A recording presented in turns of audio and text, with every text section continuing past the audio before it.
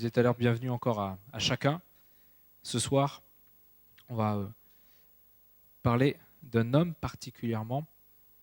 Et le thème que j'aimerais aborder ce soir, c'est, alors on pourrait donner une centaine de noms, choisis ce nom-là, devenir libre en Jésus. Devenir libre en Jésus. Devenir libre en Jésus. Et on va parler d'un homme qui s'appelle Onésime. Un homme qui s'appelle Onésime. Le temps de partager vendredi dernier à la jeunesse, on a eu un temps de partage autour de lui et puis Dieu a mis à cœur de vraiment de continuer à étudier ce personnage qu'on trouve, alors dans la Bible, c'est pas une invention du hasard, on le trouve dans l'épître, ou en tout cas dans la lettre de Paul à Philémon. Donc là, ça se trouve, pour ceux qui veulent le chercher, même s'il y aura les références à l'écran, ça se trouve donc dans le Nouveau Testament, au niveau des écrits de Paul. Donc on a Romains, Corinthiens, les Éphésiens, les Tiens, tous les liens. Et après, donc, on a Paul qui va écrire à Timothée, à Tite et à Philémon. Philémon. Et on va lire quelques versets. Donc c'est un livre qui est assez court, il ne fait que 25 versets, mais on va lire que vraiment certaines parties, du verset 10 au verset 18. Je t'adresse cette requête à propos de mon enfant, celui qui est devenu mon fils en prison, Onésime. Autrefois, il t'a été inutile, mais maintenant, il nous est bien utile à toi comme à moi. Je te le renvoie, et toi, accueille-le, lui qui est une partie de moi-même.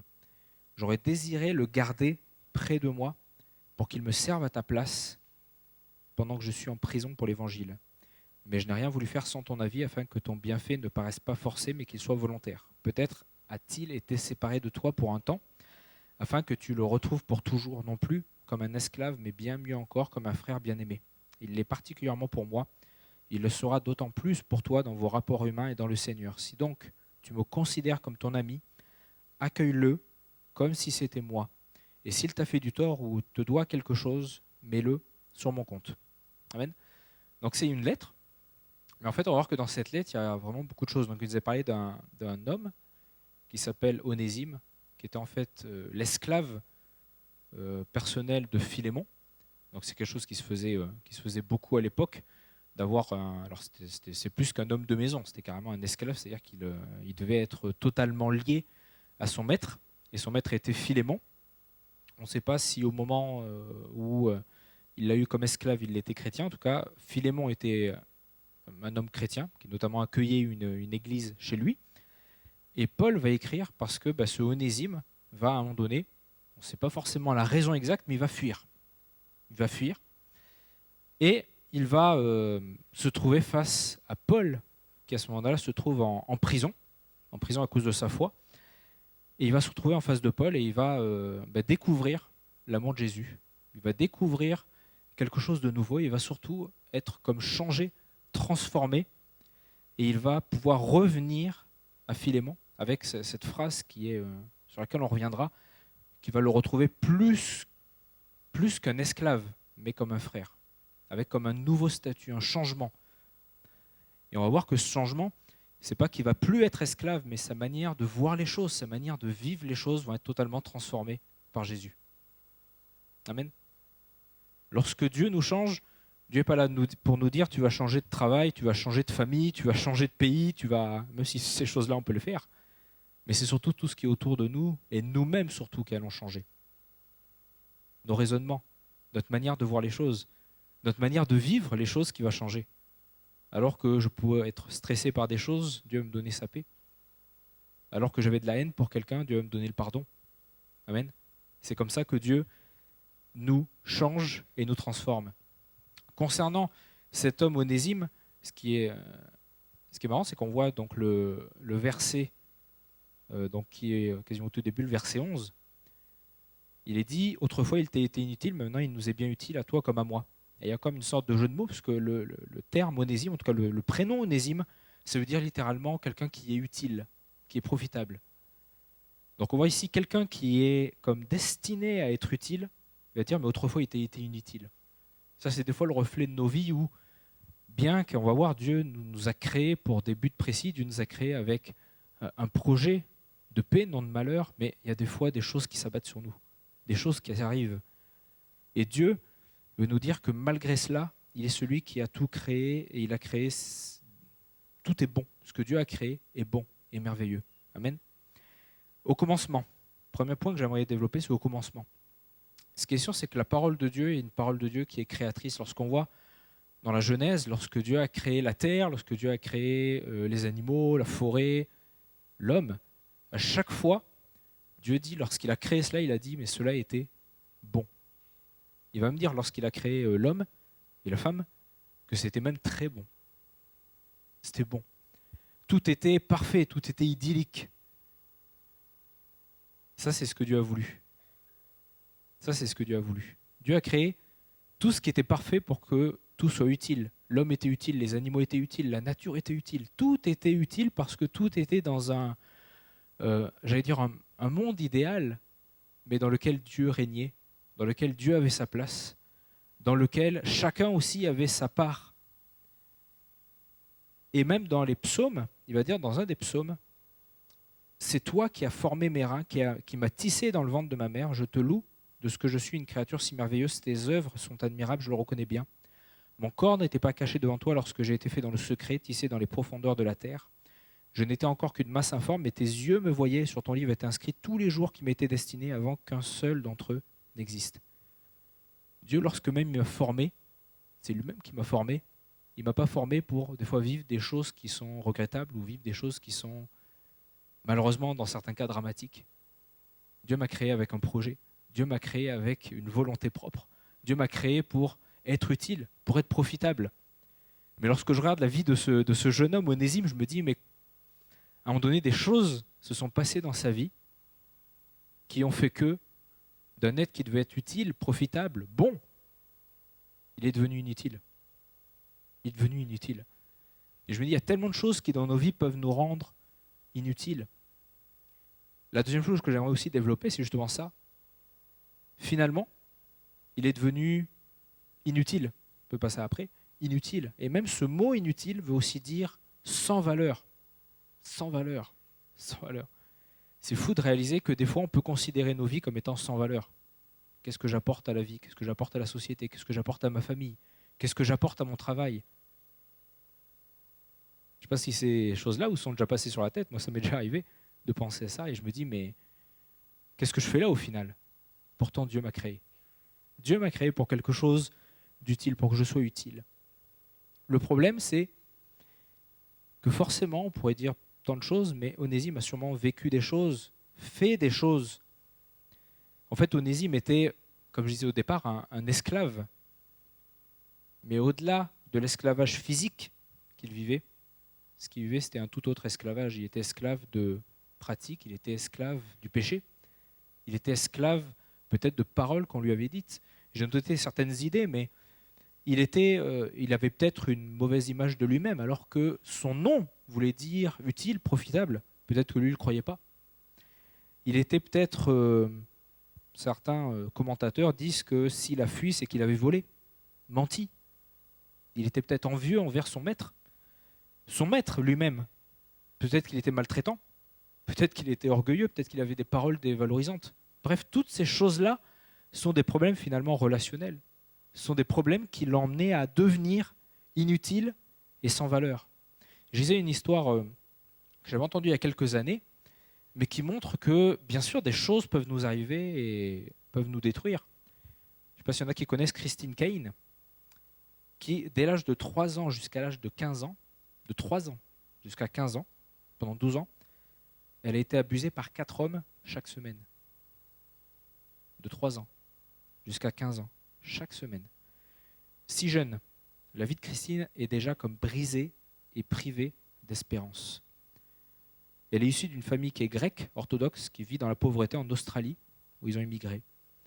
Elle est marginalisée par sa condition sociale, humiliée en tant que femme, dans une famille où on n'attend qu'elle que d'enfanter. Et malgré ça, elle va connaître comme une résistance extraordinaire parce qu'elle va rencontrer Jésus. Et sa vie, pour moi ça me fait penser à ce Onésime, sa vie va revêtir un tout autre visage. Ces violeurs étaient sûrement encore présents, étaient vivants, mais il n'est plus d'effet. Il est dit, lorsqu'elle a vécu ça, lorsque ces choses-là se passaient, elle était dans la honte, elle était dans une situation, on ne pourrait pas imaginer ce qu'elle a vécu. Ça, c'est des choses qu'on peut vivre. Il y a aussi des choses que nous-mêmes, on peut faire, comme je disais, le vol, le mensonge. Toutes ces choses-là, ces choses qui finalement nous donnent d'être sans valeur, tout ça, c'est à cause d'une chose. Comme je disais tout à l'heure, la création est parfaite. Pourtant, le péché est venu tout enlever. Le péché n'est pas venu de lui-même, mais le péché est venu de la désobéissance d'un homme, Adam. Et de cette désobéissance, nous tous, on est nés, bien que créés, imaginés par Dieu, on est comme avec une tâche. Quelque chose que seul Dieu peut enlever. Quelque chose que seul Dieu peut guérir. Et ces problèmes rationnels sont là pour détruire, sont là pour venir nous casser. Mais Dieu a un projet tout autre.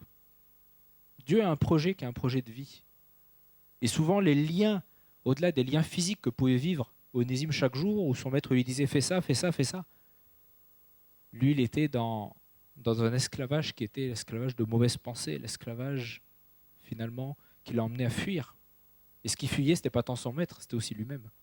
Ce qui fuyait, c'était sa propre situation. Et heureusement, et je me dis, c'est le message de ce soir, tout comme Christine Kane a pu rencontrer Jésus. On a la possibilité d'aller à la rencontre de Jésus. On a la possibilité, tout comme Onésime, d'aller à la rencontre d'un homme de Dieu qui s'appelle Paul. On ne sait pas les circonstances pour lesquelles il est arrivé à Paul. On ne sait pas. Est-ce que c'est par hasard? On ne sait pas. Mais ce qui est sûr, c'est qu'il va se retrouver devant Paul. Et là, Paul va lui parler de Jésus. Et tout comme tu peux être là ce soir et tu peux être là dans tes pensées, dans tes imaginations, dans ce que tu vis, mais tu es là à la rencontre, non pas d'un homme, non pas à la rencontre d'un orchestre, non pas à la rencontre d'une église, mais à la rencontre de Dieu. Et ça, c'est important parce que lui peut changer. Lui peut transformer.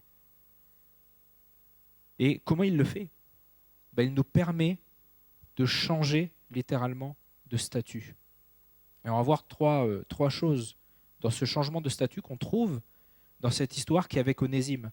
La première chose qu'on trouve au niveau du verset 18, il va dire, donc c'est juste à la fin, il va dire, s'il t'a fait du tort ou s'il te doit quelque chose, mets-le sur mon compte. Mets-le sur mon compte. Comme je disais, on est comme né avec un poids, avec une tâche qu'est le péché. La grâce est venue nous délivrer de ce poids du péché. Parce qu'il est dit que bien que la mort est venue par un seul homme qui est Adam, on peut tous revivre en Christ. Parce qu'il a choisi de nous aimer. Il a choisi de nous aimer parce qu'il nous aime profondément. Il n'aime pas forcément ce qu'on fait, mais il aime ce qu'on est. Dieu a choisi de nous aimer non pas parce qu'on fait du bien, parce qu'on fait du mal. Non, Dieu nous aime parce qu'il choisit de nous racheter. Maintenant, il ne peut nous aimer que si nous, on va vers lui. Comment Paul aurait pu parler à Onésime si Onésime n'était pas venu? On a besoin de venir à Christ. Et ça, c'est la grâce. Pour bien imaginer ce qu'est la grâce, on va passer une petite vidéo qui est un petit peu d'humour, mais qui présente bien ce qu'est la grâce.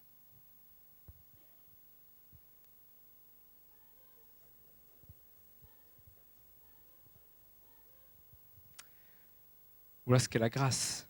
La grâce, ce n'est pas juste ce qu'on fait, mais c'est à un moment donné ce nouveau statut que Dieu veut me donner, qui est un statut d'enfant de Dieu. Et c'est aussi ce que Paul va dire en disant « Onésime qui est devenu mon fils en prison ». Littéralement, ou d'autres versions vont dire « engendré dans les chaînes ». Engendré dans les chaînes. Et c'est ce que Dieu a fait en donnant son fils sur la croix.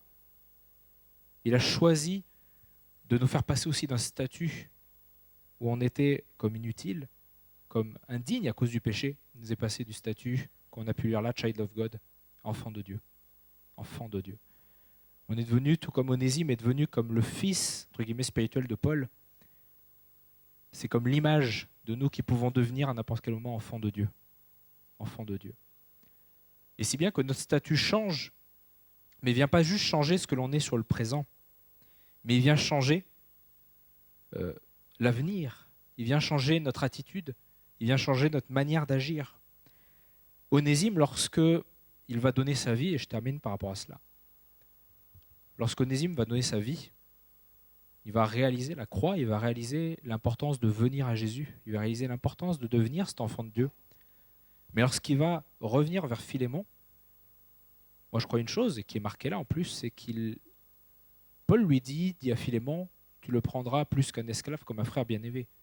Sauf qu'il avait quand même gardé, et il garde quand même ce statut d'esclave. Dieu n'est pas là forcément pour changer, comme je disais tout à l'heure, pour nous changer de famille, pour changer notre travail, pour changer le pays dans lequel on est. Ça, c'est des fois des fausses idées que l'on a. Dieu est là pour changer notre manière de penser, notre manière de réagir vis-à-vis des autres, notre manière de réagir vis-à-vis des situations qu'on va vivre. Moi, je crois que Dieu est capable de guérir, mais Dieu est capable aussi de changer notre vision sur la maladie. Amen. Et je crois que c'est ça le plus important. Je demandais aux musiciens de revenir. Et il est venu avec cette nouvelle perspective. Et je termine par ce verset, c'est quelques versets que l'on connaît. Si quelqu'un est en Christ, est uni en Christ, vient à Christ, il est une nouvelle créature. Les choses anciennes sont passées, voici toutes choses sont devenues nouvelles. Et tout cela vient de Dieu qui nous a réconciliés avec lui par Jésus-Christ et qui nous a donné le ministère de la réconciliation. En effet, Dieu était en Christ. Il réconciliait le monde avec lui-même en ne chargeant pas les hommes de leurs fautes. Et il a mis en nous la parole de la réconciliation. Je vais juste passer aussi une deuxième vidéo qui pour moi est poignante. Après, je reviendrai sur ce verset. Deuxième vidéo. On peut arrêter là. Vidéo. Poignant. On voit ce jeune homme qui, un petit peu comme cette femme qu'on a dit tout à l'heure, Christine Cain, a subi des choses et elle aussi a dû, à un moment donné, choisir de pardonner. C'est souvent facile juste de venir et dire oui, je crois en Jésus, c'est bien. Dieu est celui qui est venu me donner son amour. Dieu est celui qui est venu me donner son pardon. Et ce qu'il attend, c'est que je devienne, et je veux juste afficher ce dernier passage qu'on a lu. Celui qui est en Christ, il est une nouvelle créature. D'autres versions aussi donnent une nouvelle création. C'est-à-dire que c'est non seulement, comme je disais, moi qui change, mais finalement mon regard sur les choses qui vont changer. Mon regard vers les autres qui va changer. Je vais être capable de pardonner, d'être capable de donner de la joie. Non pas par moi-même, mais parce que je suis en Christ.